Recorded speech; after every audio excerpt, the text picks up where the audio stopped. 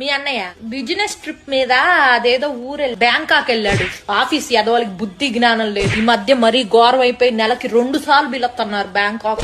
అల్లాడిపోతున్నాడు. అంత దూరం అంటే ఒళ్ళు హూనం అయిపోదు. ఎక్కడో మ్యాప్ చివరి నుండి బ్యాంకాక్ రాగానే ఒళ్ళంతా నొప్పులు ఉంది, కాస్త కాపడం పెట్టు రాజ్యం అని నోరారా అడుగుతాడు. అల్లాడిపోతున్నాడు. పోనీ నేను కూడా వస్తానయ్యా నీతో పాటు, నువ్వు ఆఫీస్ పని చూసుకో అంటే, వద్దో రాజ్యం నువ్వు రామాక, కడుపులో నీళ్లు కదలకుండా ఉండు, వేళకి తిని పడుకో, నీ ఆరోగ్యం నాకు చాలా ముఖ్యం అంటాడమ్మా మహానుభావుడు. అల్లాడిపో. ఏమైంది తెలుసా, నేను పుట్టిన నుంచి వచ్చేటప్పటికి ఇంట్లో ఒక అమ్మాయి ఉంది. నాన్న నీకు ఎవరండి ఈవిడే అని అడిగేసేప్పటికి అర్బన్ క్లాప్ నుంచి పిలిపించాడంట నన్ను సర్ప్రైజ్ చేయడానికి, ఇల్లంతా క్లీన్ చేయించి. కాకపోతే నేను వచ్చేటప్పుడు మరి క్లీనింగ్ ఏమీ చేయలేదు, మరి టైం అయిపోయిందో ఏమో గాని అల్లాడిపోతా ఉంటాడు ఎప్పుడు చూసినా.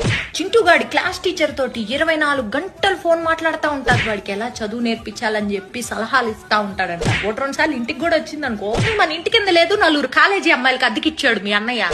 ఎందుకండి అంటే వయసులో ఉన్నారు, అర్ధరాత్రి ఏమన్నా అవసరం వస్తుందని చెప్పి కిందకి వెళ్ళి నేను హెల్ప్ చేస్తానని చెప్పి మహానుభావుడమ్మా. అల్లాడిపోతా.